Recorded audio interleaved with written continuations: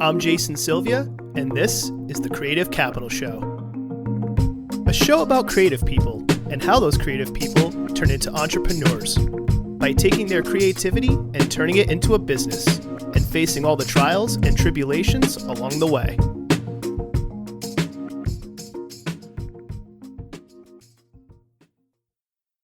Hey everybody, Jason here. This episode of the Creative Capital Show is going to be a little bit different than the ones you've heard before. In the first episode, I had a co-host with me, my good friend, Moses Sium. Moses and I actually started this podcast years ago, and it was about 1 year till we got things up and running and recorded our first episode, and then about another year until the second episode was recorded. And if you've been listening, you would notice that every single episode after episode 1, Moses was nowhere to be found. Don't worry, this is not a Fresh Prince of Bel-Air Aunt Viv situation. There's a perfectly good reason why Moses is no longer the co-host. Instead of speaking on Moses' behalf, we both decided to sit down and record this episode together to talk about the how and the why of creating the Creative Capital Show. We also wanted to talk about what happened between coming up with the idea for the show, recording our first episode, and everything that happened after the first episode. That time frame was the span of a couple of years, and both our professional lives and personal lives have changed drastically. But most importantly, we wanted to sit down and record this episode to show what happens when friends or family decide to go into business together, and the hard decisions and conversations you may have to have in the beginning, or when life throws changes at you. This episode has no interludes. I thought it would be most beneficial to show this conversation raw and uncut. So sit back, relax, and enjoy the origin story of the Creative Capital Show. Moses, what's up, buddy? It's been a while. It's been a while since episode 1. Haven't seen you. It's been a while, man. Hiatus for all my Hunter x Hunter fans out there. Yeah, it's yeah. I've been on a little hiatus, man. But happy to be here. I'm happy you're here, man. This episode, probably heard it in the intro, but this episode's going to be a little bit different. It's just going to be more of just the conversation and not like the interludes the entire time. And if you hear the rumbling, this is not a mukbang or anything like that. It's just my iced coffee because I'm forever always tired for whatever reason. That but refreshing drink. But yeah, if you listen to episode 1, you would have noticed that I did have a co-host, which is Moses, who is here with me today. But then Moses wasn't in any of the episodes after episode 1, and just want to keep it clear, I'm not pulling, like what the TV shows do. I'm not pulling an Aunt Viv where I'm swapping out Moses and then just there's somebody else completely different. It's like, oh yeah, it's Moses, and dude sounds like Ned Flanders, which would have been funny though. Like if people were like, wait, that's the same guy. I wouldn't have been mad at that. you would have been like, huh, like I sound good, Like I don't know what Jay did when he edited it, but it sounds great. And also wanted to use this opportunity as well to not pull like I think it was Happy Days that did it actually, and a couple of other TV shows have done it where they had a character and then like the character just never showed up again. Family Matters did it too. I think there was like a little kid on the show, and then you just never saw that little kid after like a season. And Hey Dude did it with the dog. But yeah, basically, we've seen it time and time again on various sitcoms we grew up on in the 90s and stuff. Yeah. So sure. No character swap, and Moses is fine. He's not dead. He wasn't fired. Not that I could fire anybody anyway, because that's just a ridiculous concept. But yeah, so just wanted to kind of use this time to really go into why this podcast was started, really what we were trying to do, explain what happened, explain how you may be on some future episodes, you may not be. Hopefully we'll have you on some future ones. Definitely be on some future ones. And go through the Marvel origin story, I guess, of the show, and why it is this show exists, or what it's trying to do. Maybe it's failing miserably. Maybe no one likes the show. Who knows? If you do, though, subscribe. And if you don't subscribe and leave a comment anyway, because I'll feed off your hatred. That'll be Listen. Eric Bischoff said it best: "Controversy creates cash." I think it's like the fifth time I've quoted that damn saying, but it's so true. That's pretty raw statement right there, man. It's facts. Anyway, I might edit all this out because this is taking up too much time. But the origin story. So, like most things, like most maybe good or amazing things or origin stories, it happened by accident, and it happened as two jackasses such as us joking around. And we were at the Providence Flea. It was a warm, it was a warm, sunny day. Summer day in Providence, Rhode Island. How many years ago was it? Because I want to say summer. Initially I thought it was summer 19, but I think it's actually summer 18, man. Because it was when the Avon Cinema, and for those that don't know Rhode Island or anything that we're talking about, so Providence, Rhode Island has a summer flea, and it is a flea market, but it's more, I guess, like a little bit more upscale. Like they actually do a good job of choosing the vendors, and it's like there's like people selling clothing and different wares, but then there's also people selling cool vintage stuff. Food trucks pull up. Food trucks pull up. It's near the water. It's South Water Street, I believe, right? Yeah, South Water Street, right along the Providence River. Not just a clever name, because it literally is along the river that goes through Providence, and so. Was the pedestrian bridge wasn't even built back then? No, it wasn't. So it had to be like probably 2018 to 2019. Yeah. And we'll get into why I mentioned the Avon Cinema. But the Avon Cinema, which is like a local art house cinema, just announced its closing. But you and I ran into each other, and we go, maybe for the listeners, maybe you want to talk about this a little bit, because you and I go back from like I think you're the only person I consistently talk to and I'm friends with since like my days of high school. Yeah, you're definitely like you're like one of three, maybe like one of two actually. Now that I think about it, that I still talk to from high school. And I think prior to that meetup, because I honestly was just driving around and I was just looking for something to do. I knew I was gonna get something to eat at some point, and I was just like, I drove down South Water Street, and I just remember seeing that it was really like. Seeing that there was nowhere to park, and I was just like, oh wait, Providence Flea's going on. All right, let me loop around. And I just so happened to find a parking spot in front of Cable Car Cinema, and I'm seeing a bunch of people in there walking out with stuff, like just the most miscellaneous stuff. Like I seen some guy walk out with like an espresso machine or something. And I kind of was just like, all right, I'm gonna check that out later. And I end up walking down, and I run into you. Yeah, being the coffee lover that I am, I'm kind of bummed that I didn't get the espresso machine. Considering, it was like everything must go, and looking back, it might have been a good idea to snag that. rock bottom prices. But what was interesting and what had happened was at Providence Flea, I think we met at our mutual friend Long's booth, his Bad Taste booth, because that's exactly where we met. Yep. And also some shameless self promotion. If you haven't listened to it yet, that's the previous episode right before this one. Longston of Bad Taste. If you want to learn how to run a streetwear brand, or how not to run a streetwear brand, from referencing his first brand, or how to recover from a failed brand into a non-failing brand and learning lessons along the way, and how to sell vintage and all sorts of stuff, go listen to that episode. Shout out to Long. Man. Yeah, shout out to Longston. But we met at his booth. He was selling his Bad Taste brand and his vintage stuff, and then you and I hadn't seen each other in a while, and we just caught up, and we were both just kind of bored. And at the time, correct me if I'm wrong, because I think this is what it initially sparked the conversation.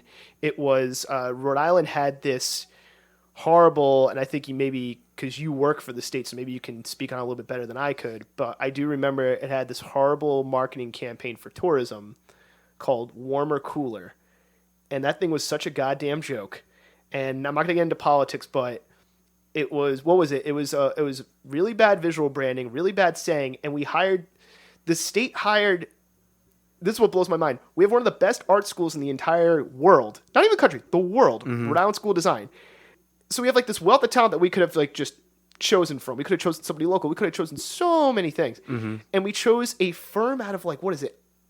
Iceland or something? Like some halfway across the world firm that came up with Warmer Cooler, and the graphics were horrible. Can you speak on that a little bit? Because that was not good. Yeah, I think Rhode Island, as the past few years, has had a history of just like outsourcing artists to come into the city to do whether it's like art initiatives, whether it's like murals, or I remember a couple of years back they had hired Milton, rest in peace, Milton Glazier's design team to do a logo, I believe, and it's just yeah. I think the term that I had used was it was like we didn't earn the title creative capital. It was kind of just self-appointed, I think is what the term that I used. We were kind of just like we were riffing on how horrible that marketing campaign was, and how stupid it was. They hired outside people and they didn't. And I'm all for outside artists coming in and making Providence and Rhode Island like, hey, we're open to artists. We love art. We have PVD Fest, but PVD Fest at least had a mix, which. For those, again, that are not from Rhode Island, PVD Fest it's like one giant party that celebrates the arts, but it's also an excuse for everybody to go out and drink and go nuts a little bit because they open the downtown up. So it's a mix of both, but it's a giant party. But at least that's like a mix of like there's outside artists coming in, local artists, and like everybody has different spaces. And it's all throughout downtown, and that's what makes it cool. So we like that had just happened, and you would think like we have this wealth of talent here. Or I don't know, at least get an American base. This is an international firm that I had never heard of, and then like that's what they came up with. And even like I think there were students like posting online, like RISD students, of like how they could come up with a better thing, and they did, and like why we didn't use them, I have no idea. But so I think it was the back off that, and I think you had made the joke because Rhode Island, Providence branded itself. The saying is Rhode Island has the saying it's the ocean state. Providence has the creative capital, meaning because we have RISD and everything. I'm like, well. We sure as hell didn't prove it with that piece of shit marketing campaign. Like that was horrible. Like, local news was covering it and how like bad it was. I think that was one aspect of it. I think the other aspect of it was I think we touched on the food culture. You know what I mean, and how we kind of just our networks. I guess I think you were talking about a lot of the bartenders that you knew and a lot of the restaurant owners all across the city, and how it's just like it's not that easy, you know what I mean? To maybe just starting a conversation about how not easy it is to how hard it is to just start off and maintain. You know, I think it was really the maintenance and like the stuff that doesn't get talked about. You know. Yeah, because I remember the conversation was we were talking about how bad that marketing campaign was, and then you had joked like. Did Providence ever earn the title, the creative capital? Did we just give that to ourselves? It's almost like when, like, it's kind of like if you're like, it's not like you didn't earn your nickname. You gave it to yourself, and it's like, it's not as good when you give it to yourself. Yeah. It's better when you earn that nickname. And I'm like, nicknames are supposed to be given. Yeah, given. You're like, you're supposed to earn them. You don't give yourself one. Unless it's like something like, I don't know. I think there's exceptions. But there's definitely exceptions. With that, like, we were joking, like, did we even earn the idea of creative capital? And it was more, then it got into the conversation of, like, all the artists and people that you knew, and you knew people on the music side, you knew the people from Stay Silent. We were talking about their parties and, like, how long it took for them to grow from there. Because I think, they're on 7 years now? And, like, if you think about it, it's only, not saying only now, but, like, it's, like, took them 7 years. 7 years now, I think maybe it was like 4 or 5 years back then, but it's like it took them a while to build up that audience and get that notoriety and like do what they're doing now. And then, not that I personally knew bartenders and restaurant owners, but just from talking to them, just because we're like Providence is a really good food city. And at the time, my buddy Nick, who was bartending at a couple of different places, like just and there were a couple of like bars that restaurants like got shut down for.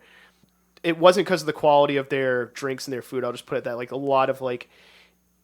With Providence still has the reputation politically as being a super corrupt city. I would say that's still true, and that comes from the mafia days. That's a whole different podcast. That's Crime Town. That's Crime Town season 1 if you want to go. And it's an interesting story. Hopefully you don't leave this podcast to go listen, but if you do, season 1, the rest of it sucks. But that still carries because there were a couple of bars, restaurants that got shut down just because they pissed off the wrong person in the city who knew a guy who knew a guy who knew a guy that got them shut down. I'm like, bullshit. But that's a whole literal degrees of separation. Yeah, out here. Yeah. It's just... because Rhode Island being a small state and because everybody goes to another city, but just how hard it was, like just to deal with that and just deal with having a business or being a creative and dealing with that. And you and I were talking, and I want to get your perspective on this too. Because you knew more of the music people, the visual people, the photography people. I knew some of the food people, but also I'm working a corporate job at the time. I wasn't like super into it because I just didn't have the time to be into it. It was more everybody was posting online about like the sexy stuff, quote unquote. correct me if I'm wrong, I think this is what started this, of like, oh, here's this cool thing I did, here's this other thing I did. It's like, well, what about the work involved? What about the prep work? What about like the hours you spent? Like, not that people don't, Logistics. yeah, not that people don't post about it, but it seems like that only got the shine. And I was like, wasn't there a story behind all the like the crap you have to deal with? Maybe it's not as sexy, but so like what was your perspective on that at the time and now? Because I know you knew the Stay Silent people better than me, so I'm only, shout out to Stay Silent, shout out to Jay and Sabrina, just consistently doing what they do and streaming their DJ nights to help us keep our collective sanity during the pandemic. Oh, for sure. But yeah, like you must have known some stuff on that side, and like you being a photographer, and then knowing people in the visuals, and you had a creative space that you ran, and I think a small studio either before or at the time. You must have known before. I think back then I had a space for about just around a decade, but it wasn't our intention to be a creative collective. We kind of just shared the space for our own individual creative endeavors. There were times throughout those years that we would huddle up and be like, oh, should we have like one under one collective like brand? And as you get older, your lives change and you have different responsibilities and stuff, and we'd kind of shy away from that. But a friend of mine had mentioned like a year or two ago, he's like, yo, you guys were like the first to do that. Now it's kind of almost mandatory to have like a team around you to do these things. And I think about that a lot because, somebody like Stay Silent, they have a very big operation that they run, and you have to have your graphic designers, you have to have your DJs, you have to have your marketers, your branders, you have your PRs and all that. Like there's a lot to it. There's a lot of layers to it. It's hard to do it all yourself. Yeah, exactly. And from any visual, audio, like it's just on every level. So when we had talked that day when we had gotten up at Providence Flea, it's almost as if it was something that was just we were just playfully joking around with, but then it just the conversation kind of took a serious tone, Yeah, because I think a couple hours went by. Like we were just sitting. Yeah, we were there for a while, and then all of a sudden, I think one thing that did it for me too, and I remember telling you about this, and I have a tendency to get a little bit angrier than most people. Maybe it's the Italian and Portuguese in me, both very passionate groups of people. But I think at the time, a friend of mine was like a RISD alum, and at that time, I saw I think it was a flyer or an advertisement for RISD was having this. It wasn't just for RISD people; like the public could attend, but it was a seminar on a Tuesday from 4 to 7. I remember this. Yeah. Okay, so all right. So I want your opinion on this too, but this is what put me over the edge with this idea. I think this is what I was just like. Yeah, I remember you being really. I do a lot of things off of anger, for better or for worse, and this was one of them. I remember seeing that and being like, well, who the hell is going to show up to this besides the RISD student? Like, if that's the case, fine, just make it RISD only. But like, anybody who works an actual job or has to work a job to support their art because maybe they're not living off of it is going to be able to like cut work from 4 to 7 to go to this thing that could be helpful. And the seminar was about art and business. Like, it didn't go into detail what they were going to talk about, and it could have been bad for all I knew. But I'm like, oh, that's important information. I was like, I wonder why this is free. And then I talked to my friend who was a RISD alum, and I was like, hey, when you went to RISD, what did they talk about like business-wise for art? And she said, what do you mean? And I asked her, I was like, oh, like, they teach you like technique depending on like whatever your field of art is, right? But do they teach you like, all right, if you do a painting, you have to deal with like, I'm assuming you have to deal with gallery owners. Like there's probably a process that would be helpful to know, or like how contracts work, or like, are you a general contractor when you're an artist? Or like, what if you sell something to a corporation? Like, how do you do a logo for somebody and like make sure you keep getting money off of it? Like the lady who made the Nike logo got paid like very little, and she probably wishes she worked her contract out a little bit better because she could have made millions off. So it's like, how does is there any courses or anything on how that works? And she just went, no, that they don't teach any of that. I'm like, what? She goes, yeah, they don't at least. And she didn't. It's not like she went there decades ago, And then I remember like talking to some people even recently, and maybe this has changed. And if you want to come at me and say, hey, it's changed, or if RISD wants to come at me, I say good. Like, I'm happy if it's changed, but I don't think it has, where they're not teaching anybody the business of art or what goes on behind the scenes or like just how to handle contracts and negotiations, like nothing like that. And I know it like it's an art school, but I don't know. I figured at least a little bit of that would be helpful. And it's just nope. We're teaching you technique, and then the rest figure out on your own. Like good luck, and you could get screwed out of so much money, especially in the early parts of your career. And so I remember like talking to you about that, and I want to know what your you had like the same sentiment as me, but I would like your thoughts on that. But I remember talking to you about that, and that's kind of like what put this whole thing into action. Is like after we were joking about the creative capital and how we have artists here and how they're not being utilized, how no one talks about the unsexy side of like what's all the crap you have to go through, and that there could be value in it if like somebody else could learn from the mistakes. But then I was like, oh yeah, we're going to give this information for free to the public, but you paying all this money, we're not going to give you anything, and we're going to do it on a day that nobody could show up to.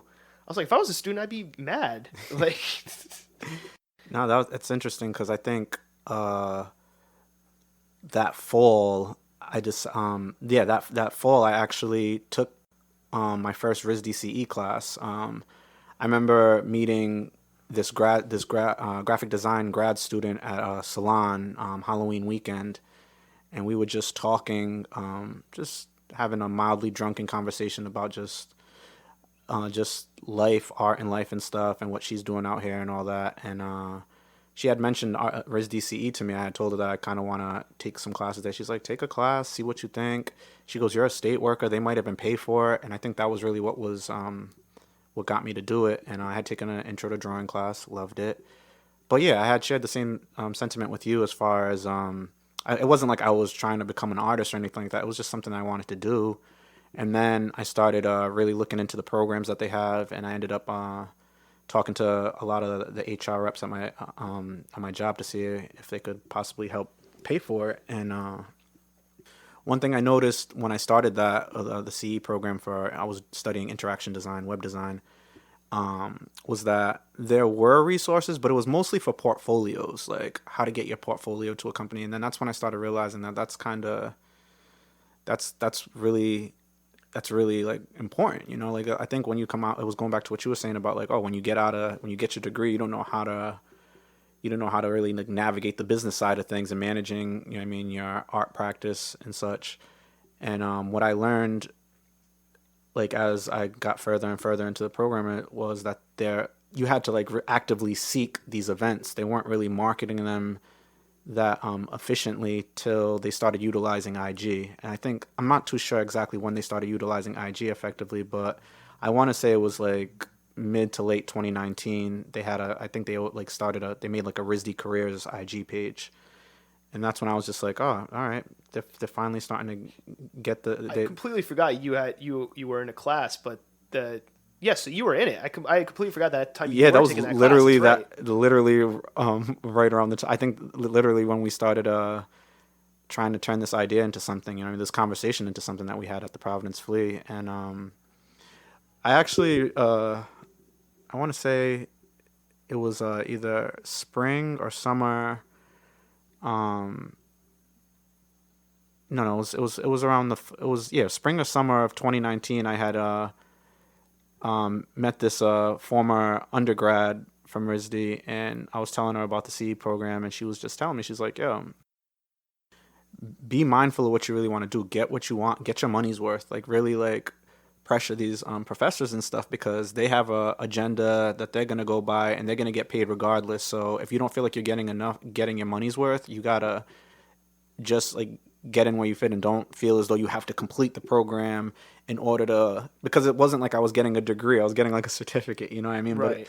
But that's what I was doing before I had seen her. I was like, even though I was getting help from my job to pay for the classes, because honestly, I wouldn't have taken the classes if I wasn't getting help, you know what I mean? It was just way too expensive. But I think that was having that conversation with her and knowing that like I was already mindful of that was really important. Because but if you were like a young kid just out of high school and going to art school, like you weren't gonna, maybe you weren't gonna think in that matter. No. But that just blew my mind, because RISD's not cheap. Again, it's one of the best art schools in the world, and I'm not trying to knock RISD, but it still is insane to me. Like, it is completely insane to me. and I think this is what put us both over the edge. Nah, for sure. When we were talking about this on that fateful day, that I was just like, how do you have a world class art school yet, and maybe there's like career services, but like not even a class on just the business of the art world or the business of this sector of the art world, or like how to set yourself up as a general contractor so you can do your taxes correctly, like just simple things like that.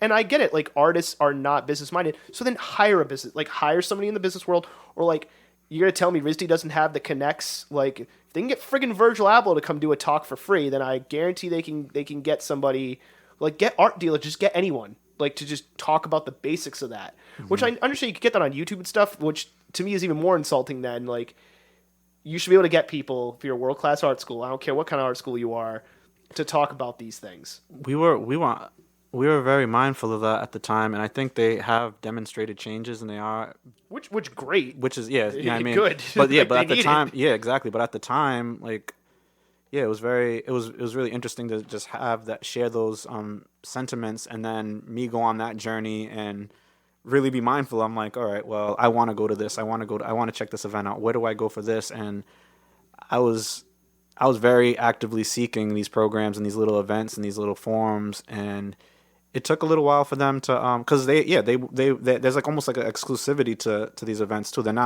They say for the general public, but what they really mean is they really want their student body to come out to these events and stuff. And not everybody can afford art school. Yeah, like I remember seeing the Jizza. Jizza came to RISD to talk about to promote his album, but also to talk about Dark Matter.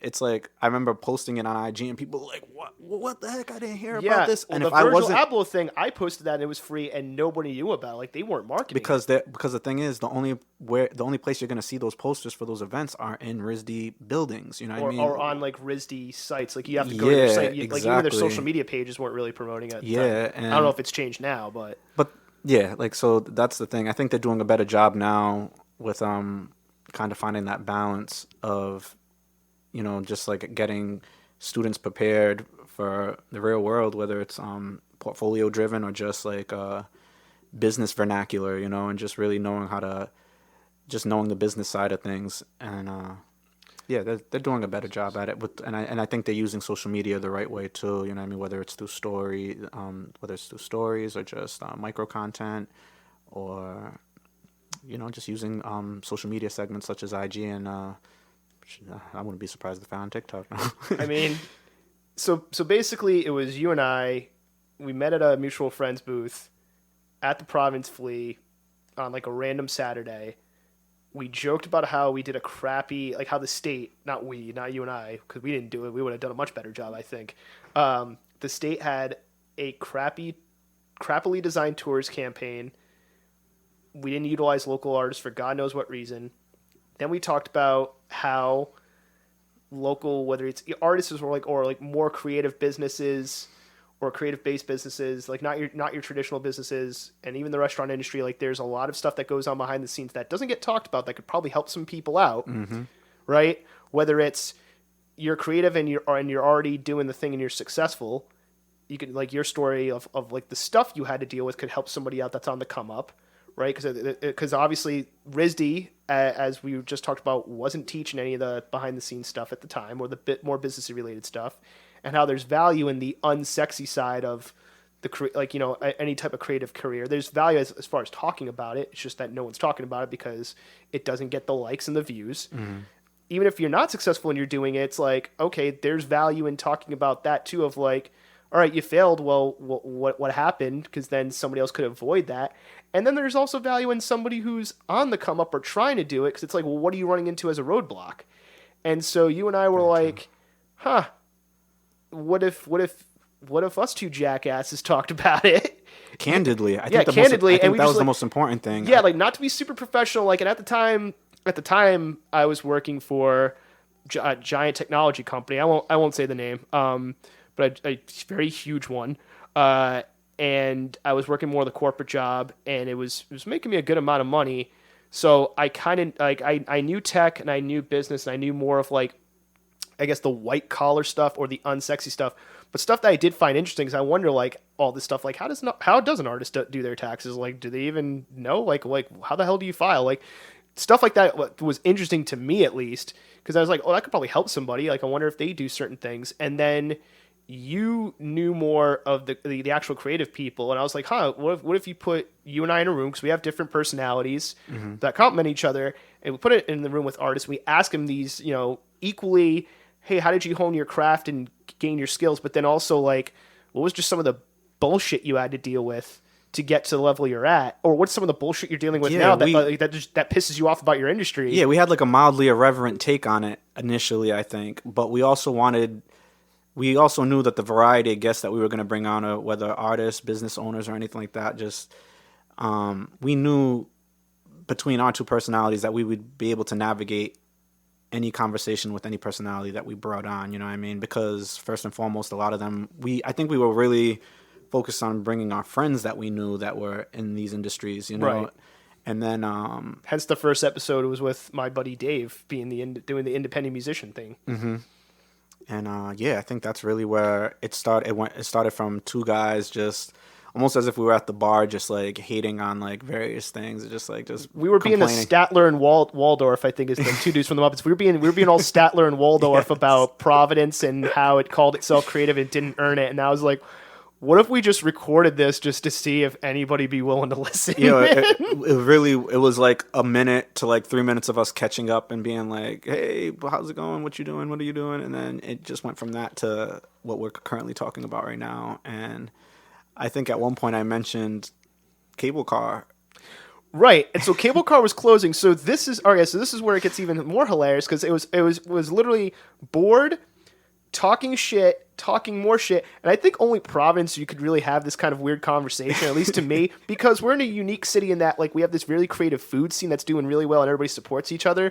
Music City, some artists get out, but not all. And I think from a music standpoint, it's still, and we talked, and if you want to go hear more about that, go listen to episode 1, which Moses actually does appear in. And my buddy Dave talks about how it can get a bit cliquey in the music scene in Providence. So that's why I think, to me, the restaurant scene it punches above its own weight and is getting more recognized in the music scene, only because there are cliques in certain pockets of the creative community in some areas, like, to me, like music and art, but not in food and bars. I feel like food and bars, it's like there's competition, but everybody kind of supports each other, and they want to rate, and it worked. Like, I think Providence is up there. Like, I'll put food and drink wise Providence, and I could not say this years ago, against like any other city. Whereas I could confidently say that now too. You can't do that with like photography, video, and music. At least not yet. Not that the talent's not there, but there's not like this same level of community and support for whatever reason. That could be a whole separate show. But talking about those things, and it's like the why, and then it's like, why isn't nobody talking about the unsexy stuff and the behind the scenes stuff? So talking all that shit, and then I was just like, want to do a podcast? And you're like, yeah. And then let's call it the Creative Capital Show, just to kind of like poke fun at we're going to explore that a little bit. I think that reinforced the irreverent tone that we were initially.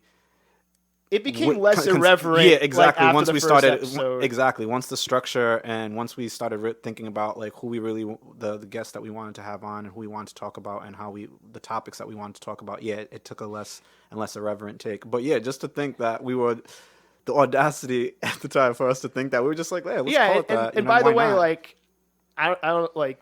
I know you took the RISD classes, but I don't think I'm not a classically trained artist by any means. I don't know. I'm assuming you're not either, unless there's a degree that you have that. No. And all self-taught as far as photography and like web design and all that goes. Yeah. And like I have a degree in audio, but like it's more the engineering of audio, not anything creative. So it's like, two non-creatives are now gonna like tell everybody what the.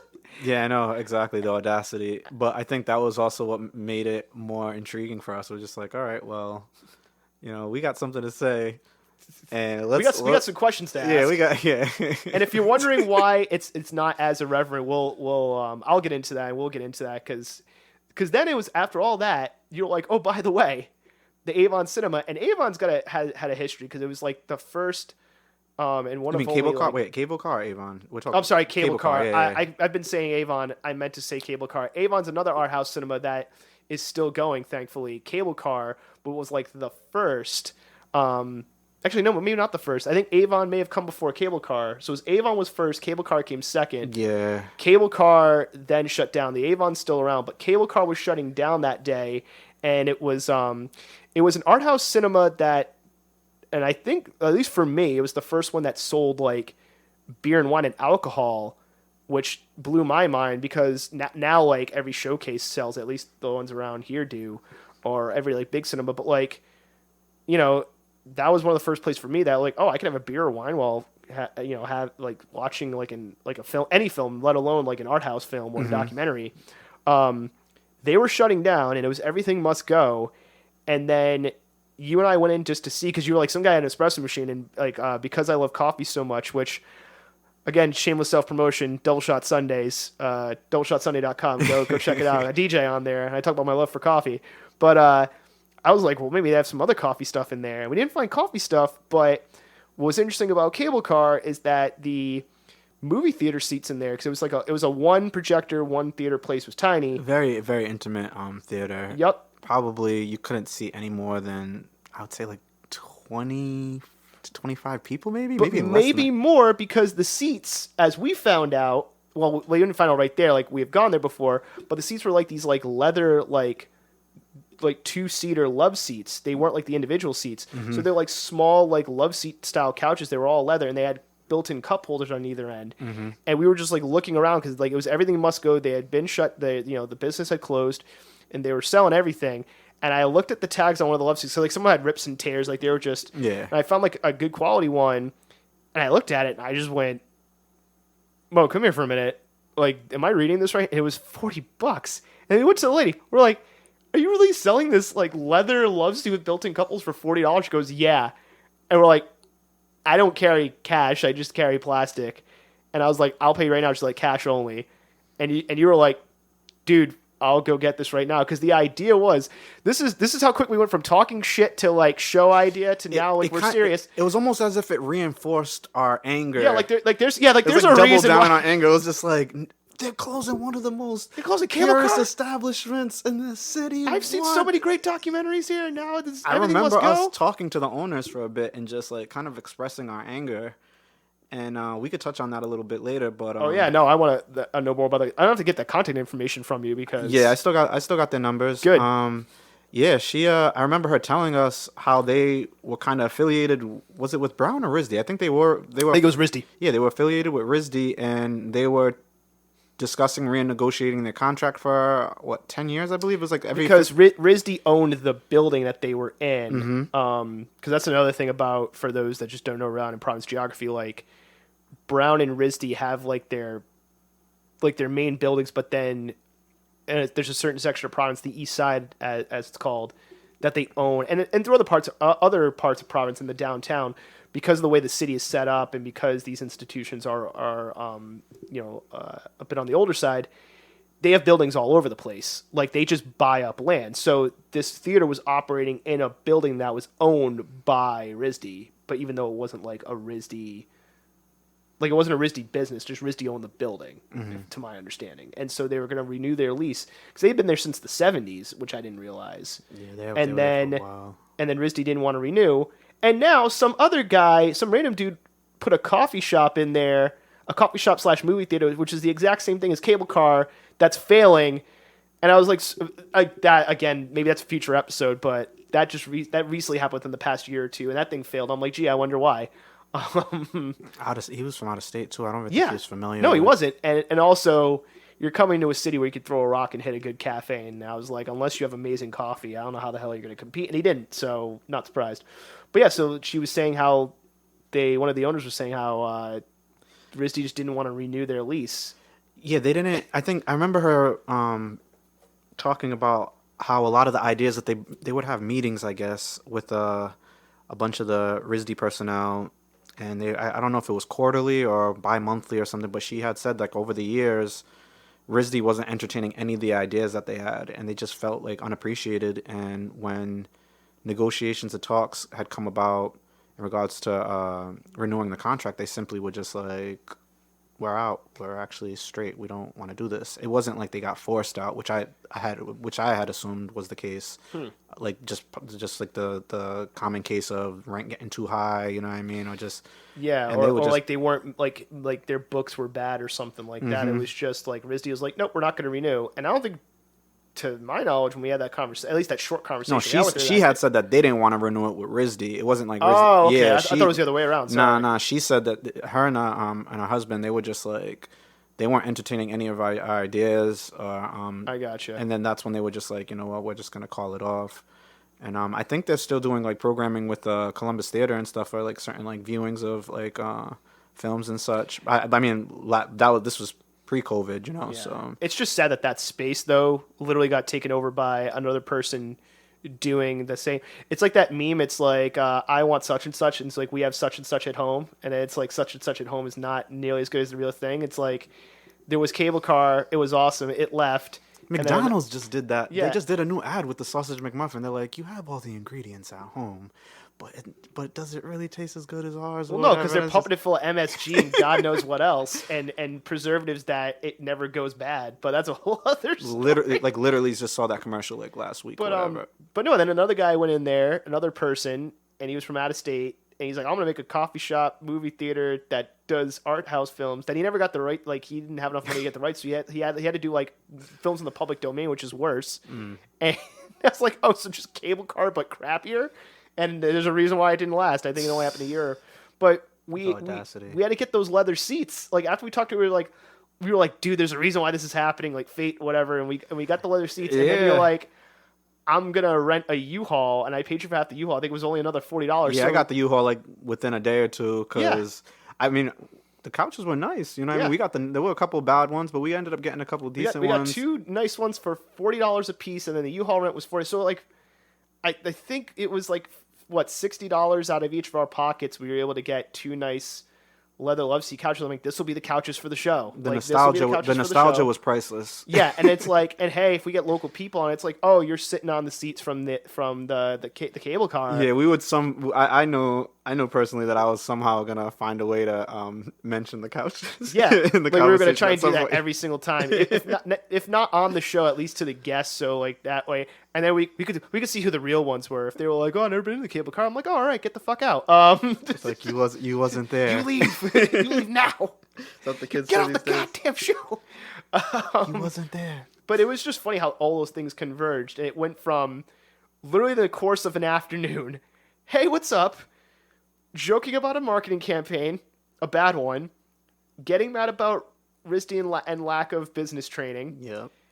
Hey, we know a lot of creative people. Hey, no one talks about the behind the scenes stuff. Cable cars closing. Leather couches. Oh my God, we need to do this show with just no idea how we were going to do it. But we got the couches. We thought, like, for God knows what reason, we thought, all right, we got the couches. Everything else will be easy. we're on easy street. Yeah, now. I think, yeah. Like the couches were definitely. And you had the studio space. We had space to put them in. I'm like, wait, we got a space to put them in, and we got some couches. We're good. We'll figure out the rest of it. Oh man, we hit the ground running though. We had man. It's crazy how the span between now and then, you know what I mean? Like, obviously there was a lot of things that were going on in our lives, well, more or less my life. Well, I had some stuff going on too. It was just less like personal related and just more professional, which led to where I'm at now, which I'll go into in a little bit. Actually, let's just get into that right now because we were at your studio space, which was in Providence, that you were sharing with some other people. We put the couches in there, and then it was.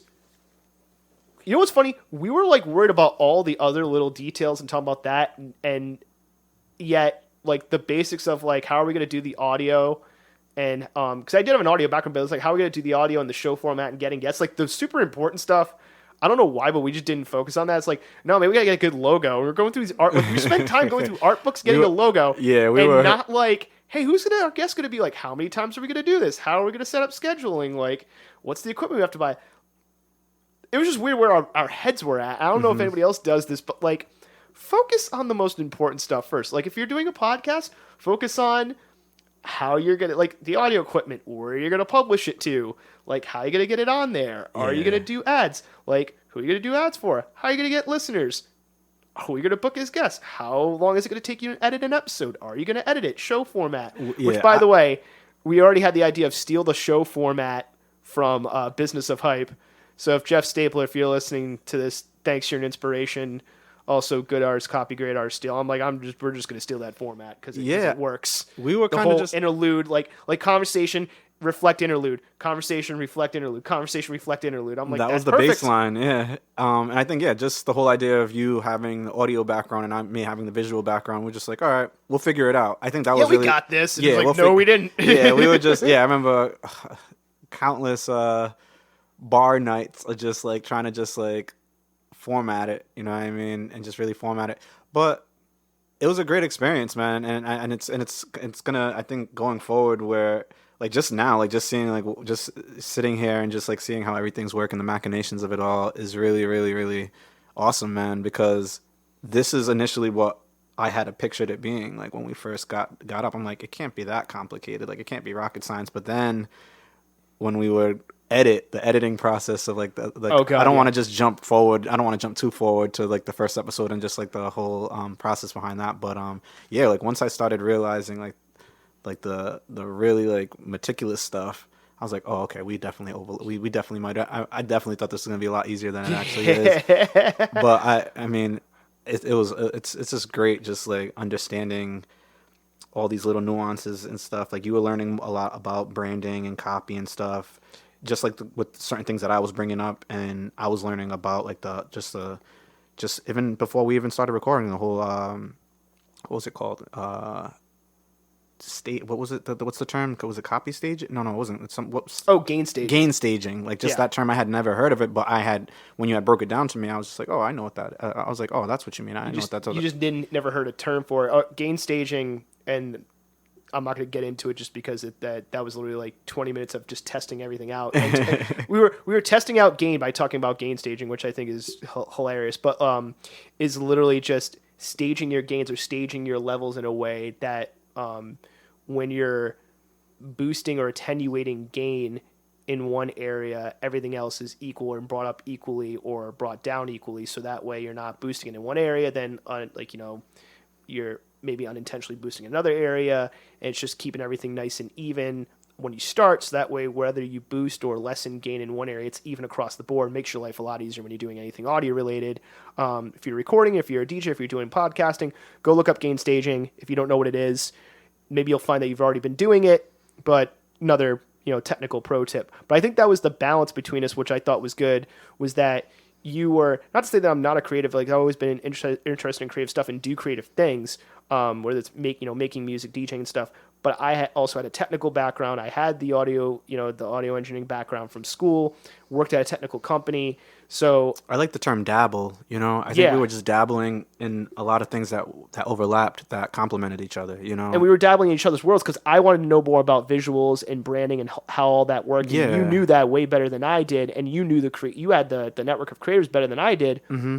And then you were like, you wanted to learn just more how things worked. Mm-hmm. And you were just interested in like, well, how do they make it sound that way? How do they do this? And I was like, oh, I can explain that easily. But I think it's as we were getting deeper, I was realizing your world and your side of things was not so easy. I was like, oh, I didn't know that much work went into like X, Y, and Z. And then you were realizing my world and like my side of things wasn't that easy. Like, oh, like buy all this stuff. It's not just like hook a USB mic up to a computer, which you can do, by the way. But there's even another host of problems with that. It's like, oh, okay. Like as we're doing it, we were starting to figure out, and this was even before the first episode happened. This was just testing stuff out. Like, we were going through art books, just trying to figure out the font and like the color scheme to use for the branding. And then, I'm going through the equipment we have to buy. I'm like, okay, well, how many guests are we going to possibly have? If it's you and me and we have 2 other people, that's 4 people. Okay, we're going to need like 4 mics. We're going to need 4 mics that sound good.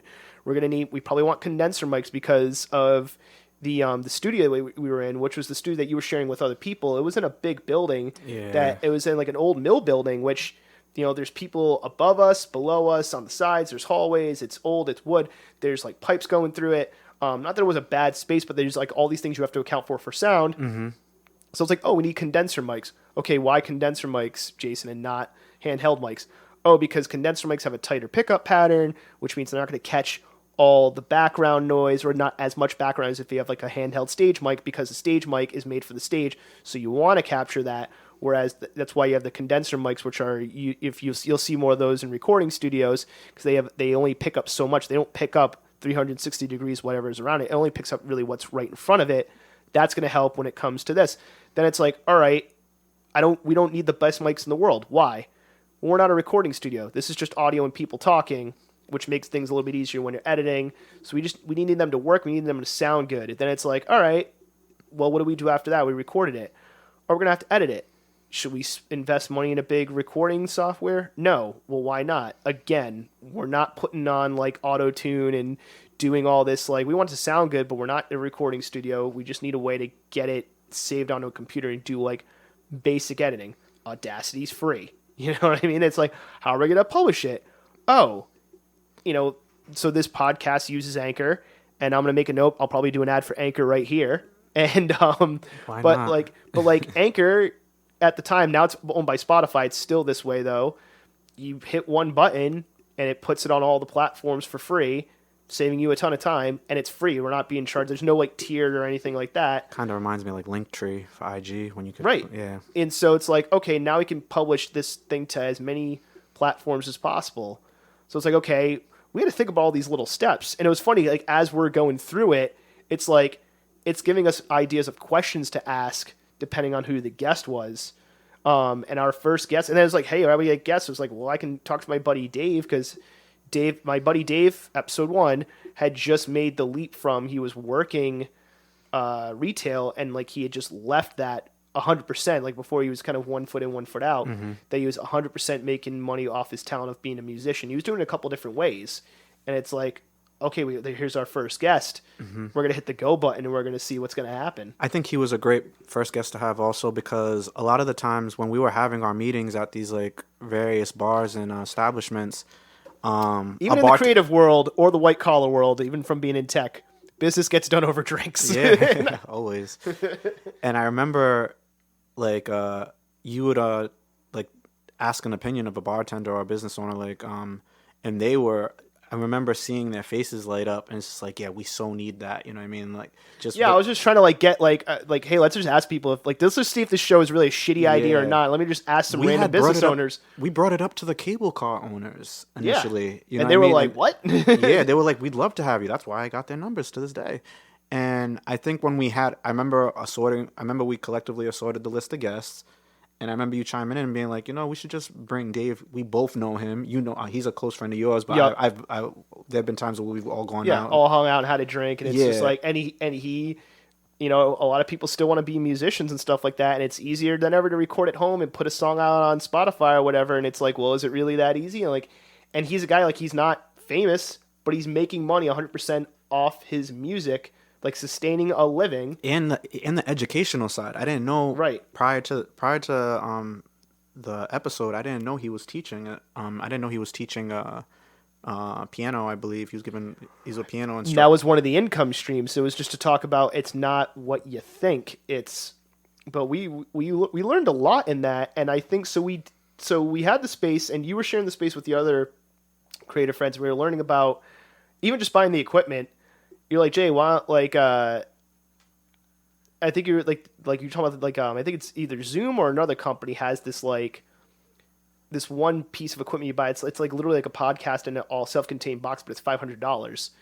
And I remember going through it, and I'm just like, well, what is it giving you? And I'm not trying to knock the product. I think for certain people it works. Mm-hmm. But I think it was just a convenient thing for us. And then forgetting that you do this. You do this audio thing. It's not even this me of doing this, but I kind of break things down more of like, what do we need to do, or what do you need, and versus what is that giving you, and is it really worth the price? Because I was like, well, that thing that they were charged $500 for doesn't give you mics. I'm like, so you still have to buy mics and headphones and stuff. It just gives you a way to like something to record it on and a way to blend it all together. And I'm like, well, we have laptops and computers, so there's a thing to record it on. The editing software is free.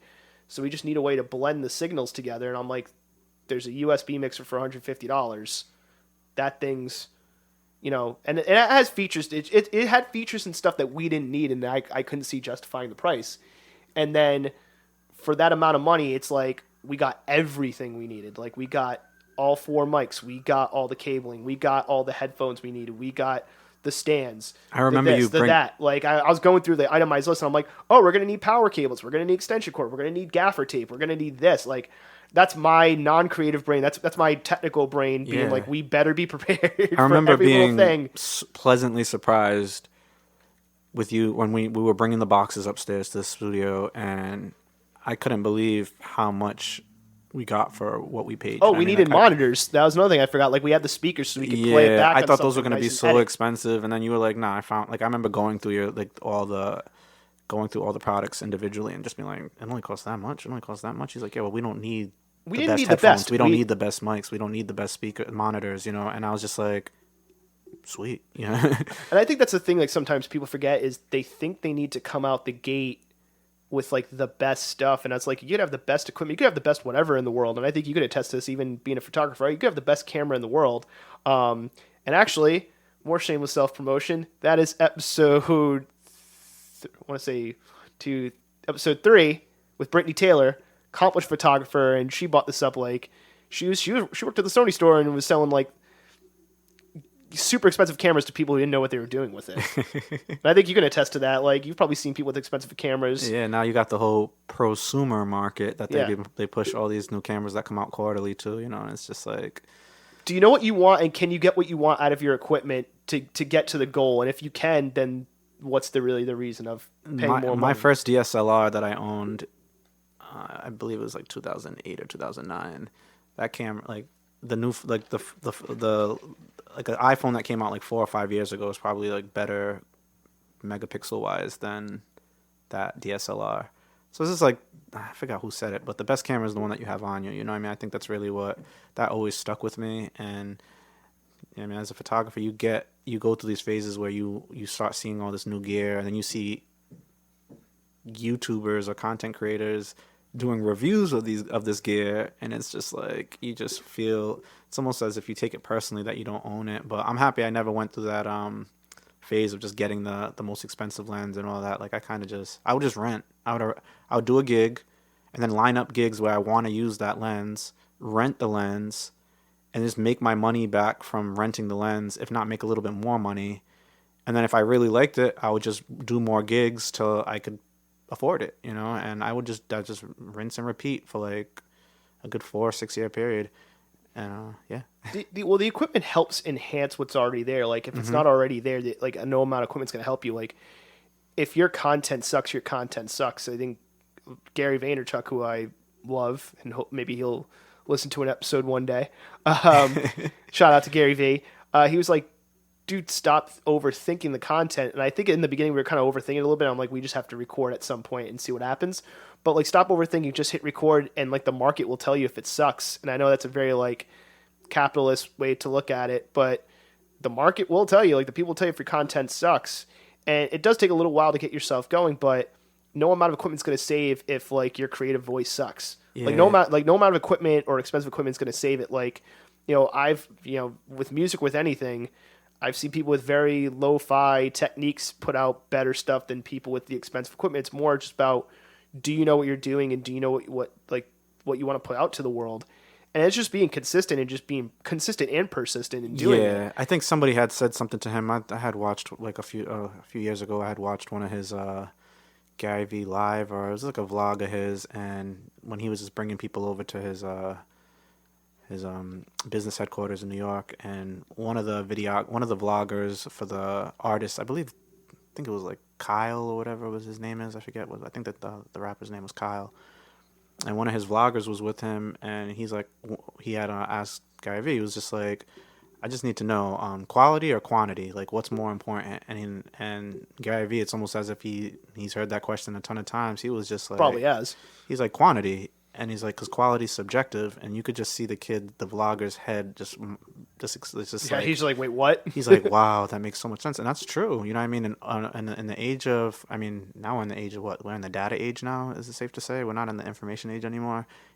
Big data is like kind of the thing now. I don't know. I think we're even getting past that, and now we're getting into the personalization age. Like we have all the data, but it's like, what do you do? Like you can get a bunch of data, but like.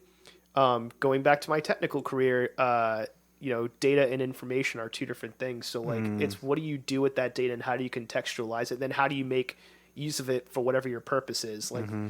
so I think That's we true. are either now in or going to get into the age of personalization of like, we have all this data on you now. How does a business leverage that, or how does somebody Yeah. leverage that, Like, to make their customer or their user feel like it's just for them? But that's a whole other. Have you ever heard sideways thing? just before I know we were veering off into a whole nother topic, but have you ever heard the term the internet, the power of the internet will always be more powerful than all the information that's being shared on the internet. Just like the idea of it, you know what I mean? Or was it I don't know if it's I don't know if I've the heard term something to that effect, and I think I feel like that'll never change. I think that makes sense. Like, you can gather a bunch of data, but if you don't do anything with it, then it's just sitting there doing nothing. I don't know if the term's the Internet of Things. I don't think it's the Internet of Things. I forgot what it was called, but that just hit me. I see where you're going with that, but Yeah. it's so. Just to kind of keep things back on track. So we had the equipment, we knew what to do with it, we knew we could get a show out of it. We had our first guest. We recorded the first show, edited it, published it through Anchor. We went through the whole process, learned a lot, and even I think in that first episode, because I want to go back, like, we thought we were going to be irreverent, and it was like, I think we thought going in we're going to be super irreverent. We're going to be like joking around, we're going to be cussing, like this is gonna, like we're going to be the Statler and Waldorf. But then when we did it, I noticed, like, and this is unintentional, and I think this was a good thing, it was way less about irreverence and having more of a curiosity. Yes. And, like, yes. of just, like, the irreverence went away within, like, the first 10 minutes of the first interview with Dave. Think the conception of it when we were at Providence Flea was off of curiosity, too. It was off of curiosity. But then I think our irreverence and having our irreverent voices fueled us to do it. What fueled us to have the curiosity. Mm-hmm. But I think we thought going in this was going to be an irreverent show. Like, we were going to make people laugh, and, like, through the laughing, like, we're going to get some information. And then that completely went away within that first episode of talking to Dave, which I think was a good thing. It kind of, like, put us in a different direction. I think a better direction. Not saying being irreverent doesn't work. It does. But I don't think it works for everything. No. Where we went from more, let's be irreverent. Let's kind of be like, let's be these clowns, these jackasses. And that's what we thought we were going to do going in. And then it turned into, like, no, we're super curious now. Like, let's just ask these questions because somebody else is probably out there's going to be curious too. And then that curiosity and that information can help other people who are also curious. So it went from let's be irreverent jackasses talking about these things to, like, not let's be journalists or let's be investigative, but let's just be curious and ask curious questions and just let the people talk. Let the guests talk and go off, and let's just keep them talking. Like, keep the cameras rolling, basically, or in this case, keep the audio going, and we'll probably get some gems out of it. And sure enough, that's exactly what happened. And that's the tone of the show now. It's a curiosity-based show rather than this irreverent-based show. Not that I don't have irreverent moments. No, but that's really what happened. That ties into creativity. Curiosity is a very important variable when it comes to creativity too. And I think it was really important to recognize that in that first episode and just accepting it and not fighting it. Yep. I listened to that episode from time to time in segments and chunks. Like, I'll just, like, randomly, like, just click a section of that pod and just see that it seemed like we were trying to navigate the conversation a bit, but at one point we just let Dave just talk, you know what I mean? We just let him just, like, really express, you know what I mean, his experience and stuff. And it was really awesome because he was doing, he does a lot, you know what I mean? And he's really passionate about it. And it's like that, like, yeah, it's like we had an idea of what we wanted to do, but I think after that first episode, we really knew what we wanted out of it. Yeah, and we went from irreverent based to, like, let's be curious based. Let the person we're interviewing tell their story, and then the only way we're going to steer the conversation is that we're going to keep it curiosity based. So it's not just their creative story, which is fine. But then let's ask questions that talk about the story behind the story because there's value in that information. Yep. And maybe that person wouldn't talk about it on their social media or on their IG because not everybody can see the value of that sometimes because, you're trying to portray the quote unquote sexy story because it gets the likes and the clicks and everything. Yeah. But there is that conversation happening. And we were noticing it was happening at bars, or sometimes it wasn't happening at all. Then we would bring it up to people that we knew, and they were like, "Oh yeah, why doesn't anybody talk about that?" So we went from, like, let's be irreverent to, and that's what, like, that's another thing I think a lesson there too that we both learned is that you're gonna have one idea going in, but then when you actually do it, you find what works or what the flow is, and you just don't fight it, work with it. Yeah, you and could that only was have the thing. yeah, you could only have so much structure. Like I remember us having like a list of questions and stuff, but And then we let that go within the let first 15 minutes, and we let exactly. the irreverence go. We were like we were having fun and joking around and stuff, but we thought we were gonna have this edge and this thing, and then it went away, and we were just kind of like when we play, especially when we played it back, I think it was even more evident. I'm like, dude, I think we just need to be curious. Yep. And just not have an attitude going in. Yep. And then see what they and like let their attitude and their climate and how they're feeling and how they're answering dictate what we do. But keep it about them and keep the thing rolling. Mm-hmm. Yeah. I think curiosity is definitely the word, especially because there are gonna be things that they bring up and that we weren't prepared to hear, and then that takes the conversation somewhere else, and then that might bring up more questions, you know what I mean, that we could come up with on the fly that are based off curiosity, you know. And I think that was a very, very important part of where the trajectory of the tone of the show, I guess, you know what I mean. I shouldn't say the trajectory. I think doing the voiceover parts. So like if you've listened to if you haven't never listened to the show before, and I'll say it again, we stole this format from Jeff Stable's Business of Hype, but we would do these like we would find points after listening back of like, oh, here's a good point to cut it off and kind of do a reflective piece, meaning that we would do a voiceover talking about, oh, here's these things they went through.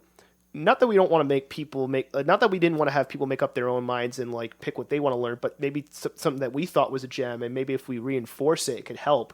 And I know from the mechanics of it, doing the voiceovers, you're like, we were both like, especially when you're doing like, man, this is harder than I thought. Like I thought, oh, it's just 30 seconds, you're gonna do a voiceover. You're like, shit, you really need to like practice this. Yeah, and just like not even like talking over people and just like letting like just not the balance of chiming in while also like not over chiming in. Well, I was making the voiceovers after the fact. Like we were recording our little like bits after, like the little like introspective pieces that we did after. The little summary parts is I think when we learned what the tone of the show was going to be, but also what the valuable information was.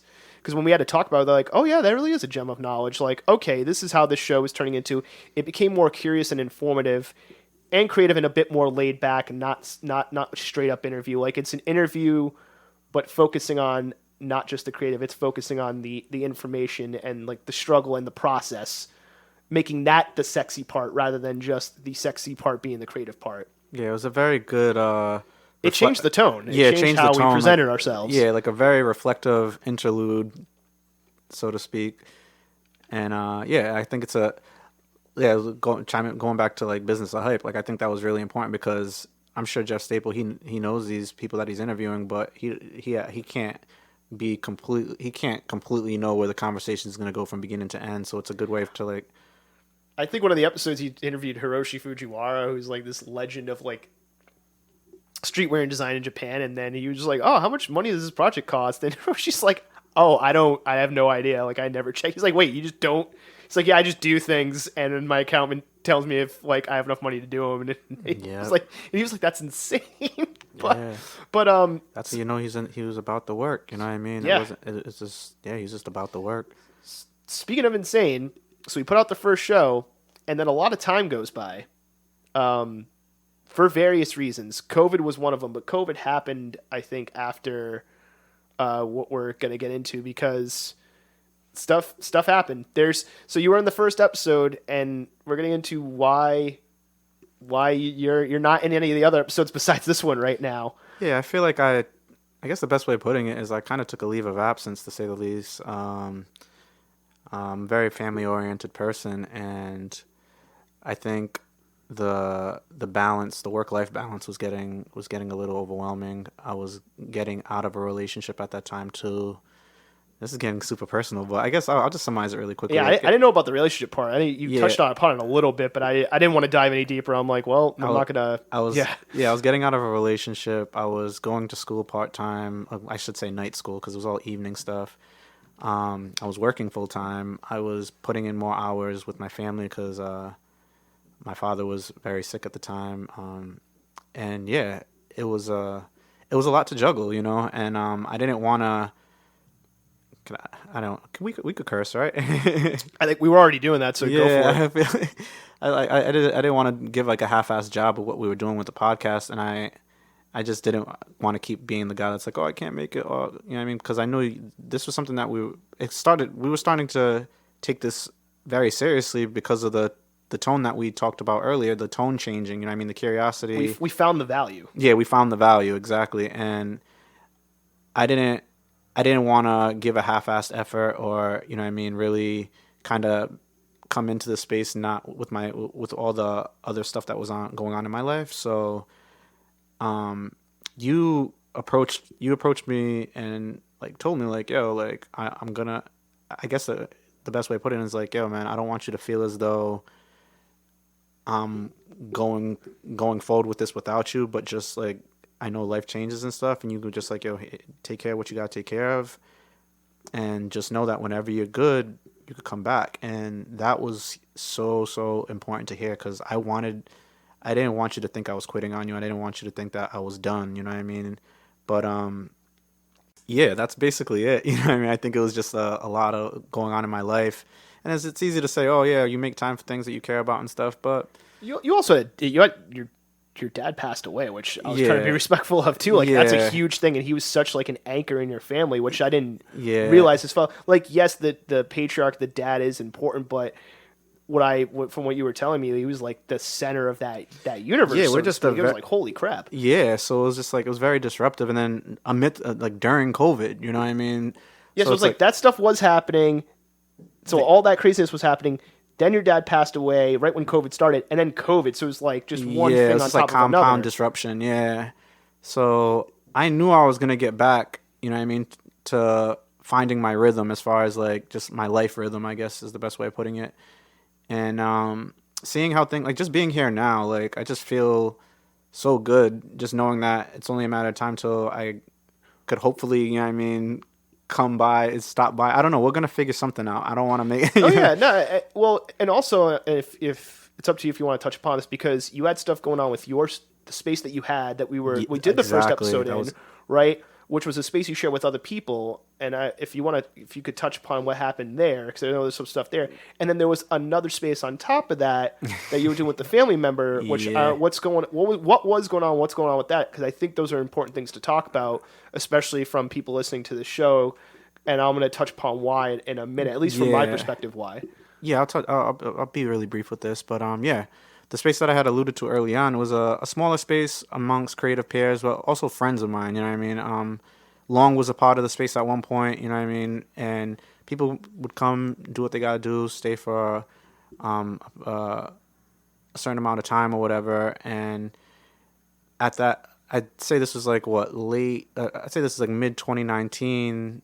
My sister and a couple of her friends, they were inquiring about a space, and they ended up getting a space in the same building that I was in. And I think I was just taking on a lot just because it's just like I just wanted to help out, you know what I mean? It's just family and once but it was in the same building, right? Yeah, it was in the same building, so much larger space, much larger unit. Larger overhead. But did you put money up for it, or they just needed you to help out? Well, they just wanted me to they wanted me to help out at first. And I was putting a little bit of money up at first because I think what I was doing was I was going to transition out of the space I was in upstairs to move down there with them. I remember we touched on possibly doing the podcast there sometime. What was their plan for the space? They initially wanted it to be an event space. They wanted it to be like a hybrid event space, community oriented, where people could have like whether workshops or like baby showers or anything like that. But and you were renovating it too, I think, right? Yeah, but so this is where like this is where kind of like splits off. Yeah, this is where it kind of splits off, because I think we all had different agendas as to what the space was going to become. And once I realized I wasn't really on the same page, I kind of just like told them that, you know, this is, with everything going on in my life and this, I don't know if I could balance all of it. So they were fine with that. It wasn't like a bad, I wouldn't say it was a bad falling out. But yeah, leaving the space upstairs and then leaving that space to handle what was most important to me, which was family and work at the time, I don't regret that decision, because the smallest space, we were there for a decade, you know what I mean? And all the creative goals that I had in mind as a photographer were accomplished, you know what I mean? There were all these little goals that I wanted to knock down, and I ended up taking care of them. But yeah, they still have the space now. And obviously, going through COVID and trying to start a business is... I was going to say, all that was happening right before COVID, then COVID hit, and then it's just like, and we have to rethink how we're going to use this place. Exactly. And it was really difficult to step out of that. But so you have no you're not paying rent to any... No, I'm kind of like a free agent, so to speak. And I think leaving the studio, the studio space, B11, the space where we recorded the first episode, I felt almost as if I was like, man, where are we gonna record the podcast? There was a lot of uncertainty on my mind personally, and you being as vocal as you were about like, hey man, don't feel as though you have to carry this burden. Like, I'm still gonna do this. You could still get back on. This is gonna be me, and I want you to still know that whenever you're ready, you know what I mean, I'm here, you know. And I think I needed that. Like, I really, really needed that, because amongst everybody else, all the other falling outs, I should say, you know what I mean, weren't as... When you say falling outs, hopefully not family, but was it family? Was it friends or creative partners, or all of the above? That sucks. I didn't realize it was family. I thought it was just maybe some friends that you did like creative stuff with. No, just like, you know, it's hard to do business with family, you know what I mean? That's what, like, I never felt I never felt B11 was a business, you know. We had overhead that we had to cover every month, but amongst a couple of people, it was chump change, basically, you know. It wasn't a lot of money.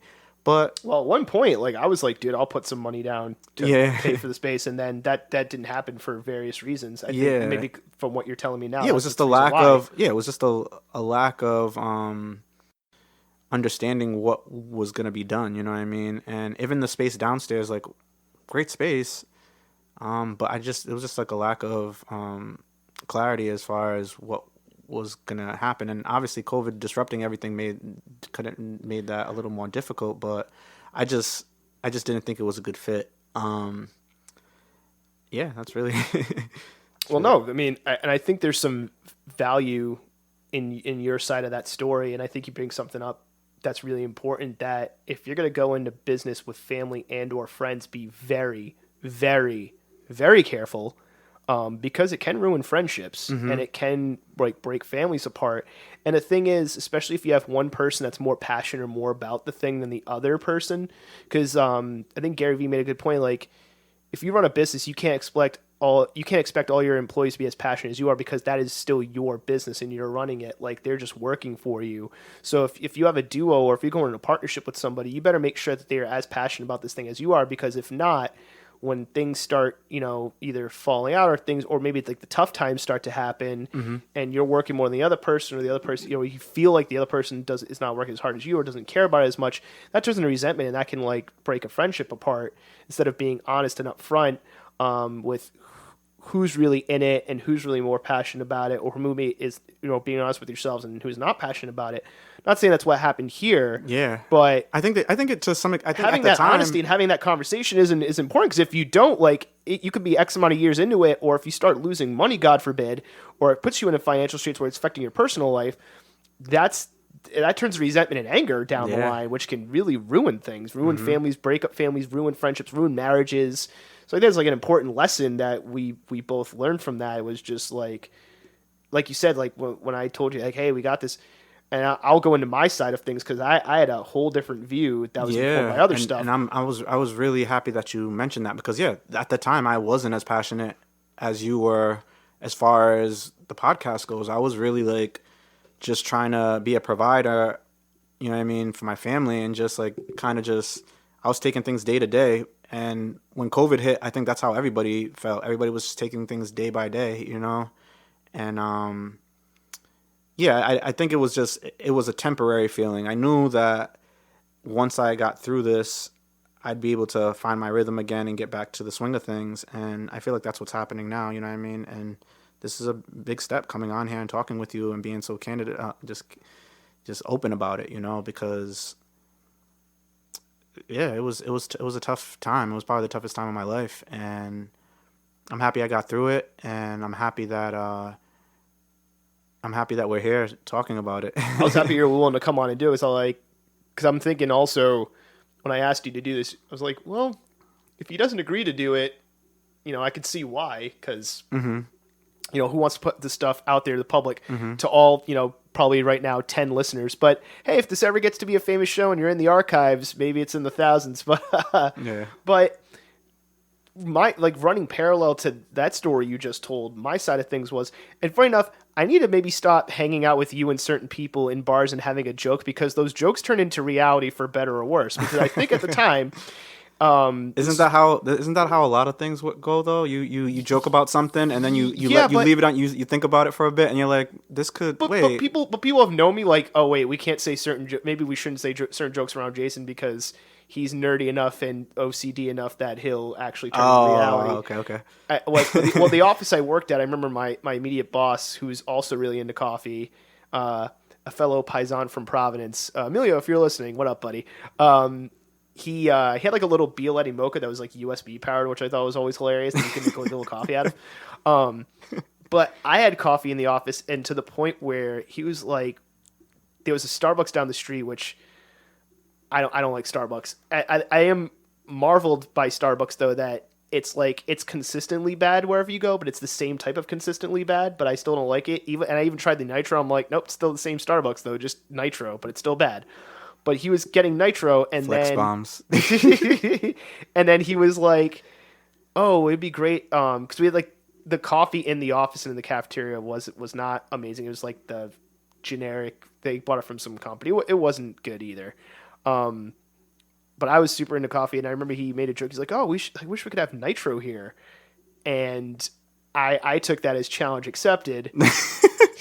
So I went. You wish. And I was like, huh, that is a good idea. And then a couple weeks later, I asked my boss, I was like, hey, is there any rules where can I have a keg at a mini keg at my desk? He's like, you can't have alcohol. And I'm like, it's not gonna be for alcohol. And they're like, sure, like there's nothing in the rule book says as long as it's not alcohol. I'm like, can I have a mini fridge in my desk? They're like, yeah, again, as long as it's not like a huge fridge. I was like, great. 2 weeks later, bought a mini fridge and a keg full of coffee and had nitro on top of my desk. And then my boss and my boss's boss that walked by, they were like, what the hell is that noise? Because they could hear me pouring the nitro coffee out of my desk. Mm-hmm. And then my boss was like, can I have some? And then the guy above him, my boss's boss, was like, well, why does he have this? And he goes, well, didn't you tell him a couple weeks ago that he could do this? He's like, I didn't think he was going to do it. He's like, you can't tell him anything, because if you tell him that, he will do it. So that's my brain and how it works. So the reason why I brought that whole weird coffee story up is because at the time I was working for this big company. Not that I wasn't unhappy, but after the school for audio, I should have seen the writing on the wall, because it was right when like the M-Box came out. And so recording at home was easier, and I thought I was going to be an engineer in recording studios, and that didn't work out because a lot of studios were closing. I couldn't even get internships at some place because they're like, oh, this place is going to be a parking lot. Like the music purchase, like how you bought Music Revolution had already happened. So now it was how music was recorded revolution was just starting right when I got out of school, which was years ago. I'm going to date myself here. I'm turning 35 in a week. So this was like in my early 20s when this happened, and so I needed to feed myself. And this was right around the financial crisis of 2008, 2009. So I went into tech, and I had these. I couldn't get anything with the smaller firms for some reason, but like big companies wanted me for God knows why. So I'd always had these like professional jobs, and I realized like it went pretty quick. Like 10 years went by. But that's around the time I started working for the state. And yeah, and yeah, like you said, it flies by. Like I've never. I think it's because maybe holding a certain position for such a long time. Maybe is that what? Do you think that? No, because it was completely different positions. Oh, okay. And that was the weird thing. And I had worked for a startup, and like that was a crapshoot. At least this startup was, because it got bought out. And I learned some stuff there. That startups lure you in with the whole, hey, beer at the office, because they want you to work way more than just the normal 8 hours, and They lure you in with this, like, here's this cool office and here's this thing, but depending on your position, you may never get to use that stuff, or it's to keep you at the office all day. So the guys who founded the company, because the company may not have a product that makes money, they just want to flip it and sell it to a bigger company to take it over. And so they make out the money, and unless you're super invested, you're not making out the money. You're possibly out of the job. So that happened, got hired by this, that happened, got let go, got hired by this big technical firm who got bought out by an even bigger technical company, moved up in those ranks, and then I was making, and I won't say the amount here, but I remember telling you the amount in a bar one day, because I went from like working in support to doing like technical marketing, left that company, got hired by the startup that said I was going to do technical marketing, but put me back in support. So they did a bait and switch. They got bought out, got let go, went to another company where the unemployment was running out, did support even though I didn't want to do it. I was trying to do technical marketing at a firm in Boston, did 6 interviews with them. They didn't want me, and I was almost in tears that day. And then I was like, I guess I have to go do support. One interview, and they were calling me incessantly to the point where like my dad answered the phone. He's like, call again and we're going to have a problem, because it was like getting to the point where it was like ridiculous. Yeah. Begrudgingly worked for that company, worked support, went up in the ranks there, then went to basically it was like a technical sales position. So I wasn't a salesperson. I was like the technical advisor that basically kept the salesperson honest. I think the official title was called pre-sales engineer, even though a couple of inter-office friends would joke, like, are we really engineers? And I was kind of maybe yes, maybe no. Like, I knew actual engineers who weren't making as much money because we were on the sales side of things and we were closer to the dollar. And I remember telling you when I got that position, the amount of money I was making at first, and then how the pay structure was insane. And then I got to a point where I 2 years went by and I got to that, but I was like, where do I go from here?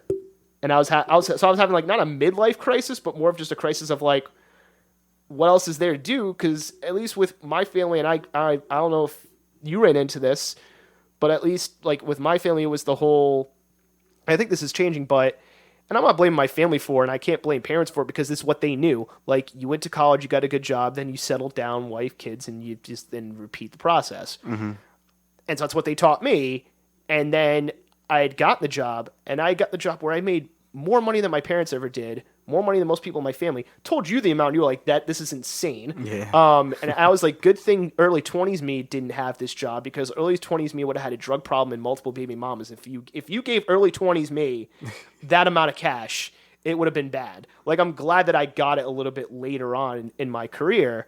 But I was like, I don't know what to do after this, because I didn't care about having a fancy car. I didn't care about, we're in my apartment right now recording this, and it's a nice apartment, and I've kept it. And even some other friends are like, well, there's no reason for you to buy a house unless you have a family, because why are you going to buy a house? There was no reason. So I didn't, like, my apartment was awesome. It's in a good location in Providence. And it was just like, what was I really spending my money on? I was just putting it away, and I was going to buy a condo or house, and I was just like, there's no reason for me to do this. I didn't have a relationship at the time, don't have one now. Like, I don't have a serious relationship to the point where I'm going to get married and have a kid. It was almost kind of like I beat the video game of life early, and there was like no side missions. It was like, oh, you hit the high score, great. It's like, what do I do now? Like that's it. Yeah. And then I was like, and this was my early 30s at the time.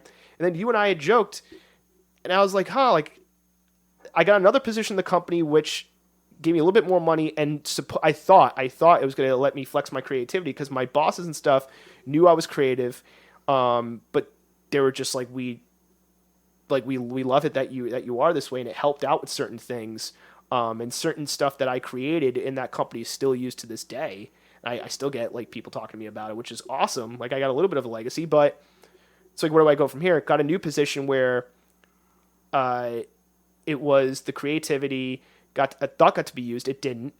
And I met a lot of people in the super high up in the business, like the real decision makers, and I found that they were not the smartest people in the room. They were not the smartest people in the company, but it was because of status. And not all of them were bad. There were a lot of people who were good, who were smart, and who were trying to change things for the better. Mm-hmm. But I had met people that had been in that upper echelon for X amount of years, who they were trying to get things done that would benefit everybody.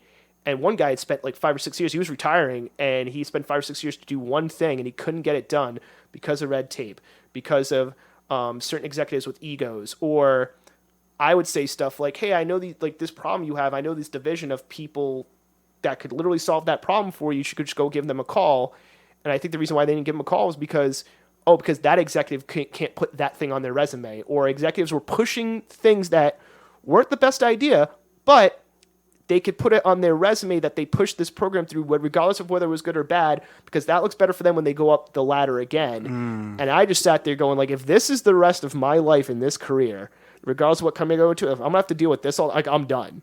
Like, and it was only 1 year of being at that level. Like, I was the guy in the room full of suits, and you know, I remember you talking about like when you had that moment of clarity and you put it all together. Like, you were just like, there was one call I got, and we were debuting a new product, and we had announced the product a year ago. So you're thinking everything's a go, and nothing was done. And I'm hearing executives who are, again, probably make more money than I'll ever see in my lifetime, arguing.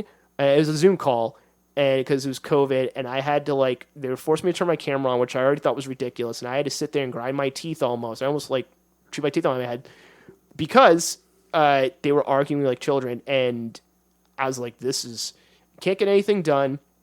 And mind you, the immediate team I worked for wanted to get things done, and it was just kept running into couldn't get anything done or accomplished because of so much red tape, or because this executive has an ego, or because it's not their idea. Mind you, they're not thinking, hey, I can be the person that discovered this thing or knew about this team and take credit for that way and still be a rock star. Nope, because I didn't come up with it, we're not going to do it. And I was like, I can't deal with this anymore. And you and I were and the reason why I went through that whole convoluted story, everybody, is because to give you an idea of where my head was at the time, you and I had joked in a bar about the amount of money I was making, how I wasn't really spending on anything besides taking my friends out for drinks, going out to eat, and buying the occasional pair of sneakers. But I didn't have time to make music or DJ because it was funny. My boss at the time, he said, yeah, because he was involved in the music business. He ran a huge hip hop website with his friend. His friend's still doing it. He's only getting the credit now and making money now. Whereas he was like, I didn't just want a gig. I needed a career. This is a career. And I was like, well, I don't want this to be my career. Funny enough, that's what sold it to me. I was like, I don't want this to be the rest of my life. And you and I had joked about, we looked at the money I was making, and then you were like, how much do you actually spend? And we broke that down. And then you were like, if you saved this much money a month for a year, you could just leave and be good for a year. Yeah, because you always, I think one thing we share in common is we live below our means. I don't think we're very consumer based and stuff like that. Even putting all this together and stuff, we were just like, oh, that's how much. I mean, I like fancy stuff, but I would rather spend it on taking my friends out to eat and having a drink, or the occasional pair of sneakers or a nice shirt. But then again, I'm also not paying $1,000 for a Supreme hoodie. No offense to anybody that does. If that's your bag, hey, go for it. But but we worked it out. And you're like, hey, if you save this money for a year, you could just leave for a year and try go do something else.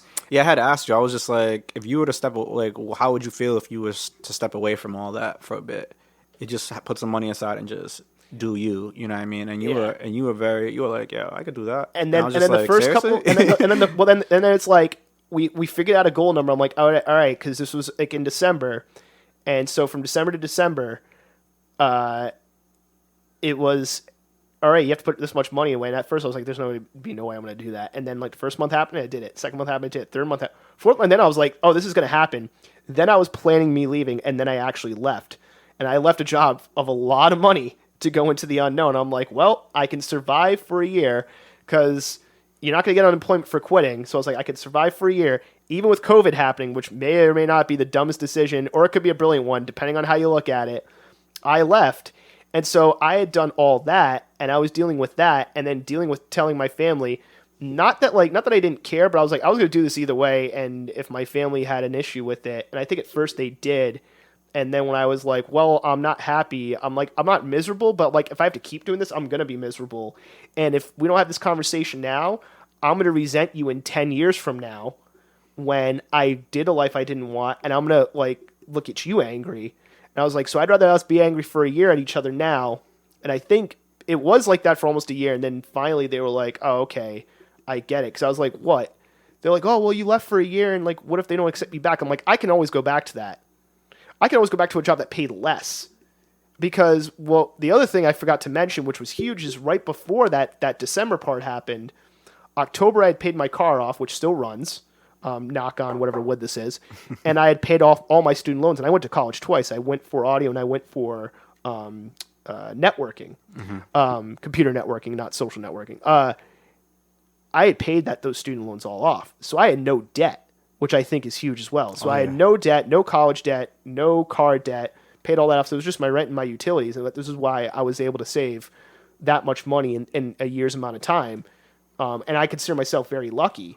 And so when I explained to my parents that way, and I was just like, well, what? So my life's just over at this point. It's like, I'm going to give myself a year and we're going to see what happens. And I don't think you could build a business in a year, but at least a year to build up those skills and to see if you can get something going. Sometimes you can, but I'm realistic about it. So that was all happening while you had what you had going on. Mm-hmm. The reason why I wanted to say this because I was more passionate, more into it, because I was like, oh, I'm going to do the podcast. There was a DJing idea we had, Double Shot Sunday, which is happening now, but first we were both going to do it, and then I ended up doing it, and I was like, I need to talk to Moses and clear the air now, just like I clear the air with my family, because I would rather have us be mad at each other in the short term than in the long term have resentment. I think what was happening was once you had left your job, it was almost playtime's over. Yeah, it was like this is not a side thing for me anymore. Yeah, it was like I got this like notion of this is just the day in my life, whereas this is his life. You know what I mean? This is gonna be like this is very you know what I mean? And I'm trying to make it my life. Yeah, exactly. You know? But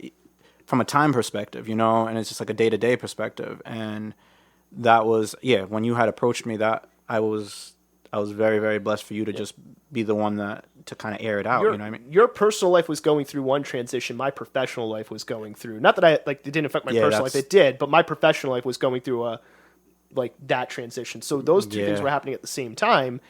And then also too, I learned this lesson from, previously I was doing a clothing line with a friend of mine and it was gaining traction, but then said friend, had a young kid at the time that was having his second kid.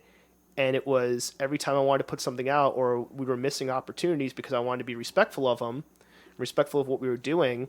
But then I couldn't finish a design or get a t-shirt printed even. And it took like 6 months because he would just never get back to me. He'd be always so busy. I was like, this is getting ridiculous. And then finally, and I was getting super passionate about it. I remember one day, this was years ago, but I remember one day I was like, I just need to be honest and tell him, hey, I'm not saying like you're not going to get involved, but I need to run this without it because I'm really passionate about it and I think I can make it work, but I can't be waiting 2 or 3 months for you to respond on a design. Okay. Like if it takes you 3 weeks to text me back about whether or not make changes on something, like I was willing to accept like, okay, you're not in the room, like, with digital text, we could do all this stuff.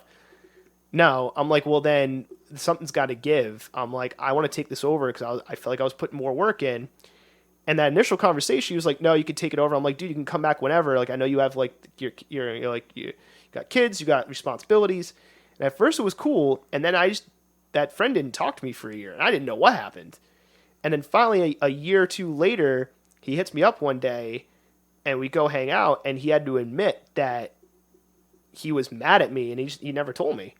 He was mad that happened. And I'm like, well, I didn't come at you negative. I was just telling you like, that was the state of things. I was transparent. And he's like, no, I wasn't mad at you. I was mad at myself because he's like, he didn't want to admit to himself that he couldn't do it because he had these other things going on. And he's like, and I also had stuff in my personal life, I won't go into his personal business. No, that's kind of the. I was about to go into it, but I don't want to air him out. But basically, like he had things going on in his personal life, along with that, and then he realized, he realized he was in the wrong. But it took him a year, and so I was like, there was fear on my side of having this conversation with you because I'm like, shit, like what if somebody who I consider a friend gets mad at me for it. Like Carlo did, and I just never know about it. Mm-hmm. So there's that fear. But then at the same time, there was the pressure of, well, do you go and create something new? That could be worse because then it could create, being suspect. Or do you just, be transparent, have the conversation with you, say, this is what I plan on doing. You can come back to it whenever you want, but I need to do this because I'm trying to make this my life, right? And a life that like can sustain itself. And then it was fine. I chose number 3, and I was like, I'm just going to be transparent with the mindset again of, and I think this is an important lesson of having those hard conversations and have them now. And it's better to be mad at each other for like a year or two or short amount of time than having resentment 5 or 10 years down the road. Yeah. But this is the issue with bringing friends in on creative projects, especially if you're trying to make them a business, is that life can happen to either friend or even with family, and then, you know, somebody end up maybe working more than the other, or maybe more into it than the other, and because you never had that conversation, it's like, oh shit. Yeah. And so I was relieved when I had the conversation with you, and I told you what I was going to do, and then like I was relieved that you were relieved, and I was relieved that you were like almost happy about it. Yeah, because I like felt we were both. I think we were both scared to have it, and then finally we exactly. were just we became adults, and we just talked about it, and then we were fine, and now we're at where we're at today. I felt like anything. However, I felt like if I would have brought it up, it would have. I kept just like this unwavering thought of like it would come off as like closure, and that's not what I wanted it to sound like. And I think that was the dilemma I was having with bringing it up. So when you brought it up, like it was just this huge sense of relief, because it's just like he respects. He understands. Like I think it's also from learning from the prior experience that you had with the clothing line. I think it was much easier for you to address it. And I had to get over that fear and just bite my lip and just bring it up and see what happens, rather than try to keep going. Like, because had it gone further, I would like it would have created more resentment. Even if we had the exact same conversation, there would have been more anger behind it. I'm like, let me do it now before either one of us are in too deep. Yeah, and let's have it out now, because that'll be not as intense as if 6 months go by and I'm not being able to do this, you know? No, of course. You don't understand how relieving that was, you know. Even you reaching out to do this, I was like, yeah, let's do it. Like, what? Like, of course. Like, I felt I couldn't say no, you know what I mean? I know there was a lot of personal things that were brought up during this conversation, but I think you reaching out and telling me like, hey, you know, do you want to do this? And I was like, yeah, I definitely want to do this. And just seeing, like, I didn't think the conversation was going to go here, you know. I didn't think we were going to touch on a number of things we touched on today. And I'm just happy you brought me on board, man. I'm happy for what's ahead for you, with everything that you're doing. And once I get my ish together, you know what I mean, I'd love to come back, and I'd love to, you know what I mean, cook with you, you know? Hey, I think that's an awesome way to end it. Mo, thanks for coming on. So everybody, from episode 1, thanks for having me. We didn't pull an Aunt Viv. Mo is still here. That's the best way of putting it. He's not being replaced. Same aunt. He's not being replaced. But I think if anybody listening has taken anything, even if you're afraid of having the tough conversations, you know, be mindful of, it's just better to have them early on and have things out in the open, rather than waiting and letting resentment build, because it makes it even worse. But yeah, man, I'm happy you were able to do this. Happy you were able to just speak freely. Hopefully the conversation that we had can help any of you out there who are thinking about going into business with somebody, or thinking about doing a creative project with a friend or family, or maybe you're having that a little bit resentment now, that you can recognize it and have that conversation, or at least be upfront in the beginning to avoid all that stuff later on. But either way, man, communication is key. Yeah, I think that's the biggest thing. I think if anybody took anything, keep the communication lines open and free, and being able to speak freely. But yeah, Mo, thank you for coming on, man. Thanks for having me, man. It was awesome to have this conversation.